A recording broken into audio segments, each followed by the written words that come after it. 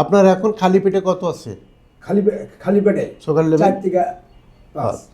আর খাওয়ার 2 ঘন্টা পরে 6 থেকে 7। আলহামদুলিল্লাহ, অনেক নিয়ন্ত্রণে নিয়ে আসছেন। জি স্যার। শফিকুল ইসলাম ভাই, জি। আপনি আমার কাছে চিকিৎসা নেওয়ার আগে আপনার শারীরিক অবস্থা কেমন ছিল, বর্তমান আপনি কেমন আছেন বলেন। আমি বিগত 6 থেকে 7 বছর ধরে ডায়াবেটিসে ভুগতেছি।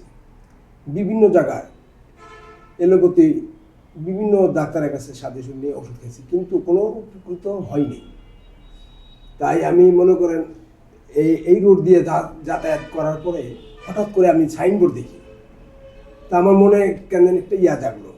জাগার পরে চেম্বারে ঢুকলাম, ঢুকে দেখি আপনাকে পাইলাম। পাওয়ার পর আপনাকে থেকে 1 ডোজ ওষুধ নিলাম।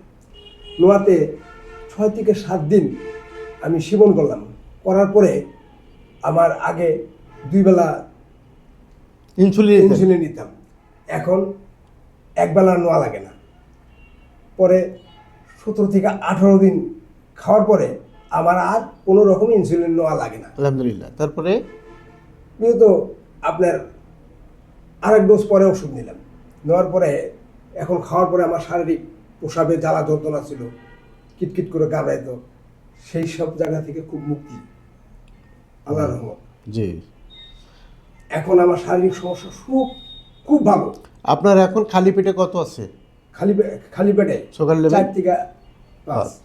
আর খাওয়ার 2 ঘন্টা পরে 6 থেকে 7। আলহামদুলিল্লাহ, অনেক নিয়ন্ত্রণে নিয়ে আসছেন। জি স্যার। আপনি এখন কোন নিয়ম ফলো করছেন? এখন আপনি যে আমাকে খাওয়ার নিয়ম মতো দিচ্ছেন, যেরকম শাকসবজি অতিরিক্ত খাই, জি জি, ভাতটা কম খাই, আলুটা কম খাই, আর হাঁটার যে নিয়ম আপনি আমাকে বাধা দিচ্ছেন 40 থেকে 45 মিনিট হাঁটি সকালবেলা। এখন আমি খুব ভালো আছি আল্লাহর রহমত। আপনি আমার চিকিৎসায় সন্তুষ্ট আছেন? জি স্যার, খুব ভালো আল্লাহর রহমত।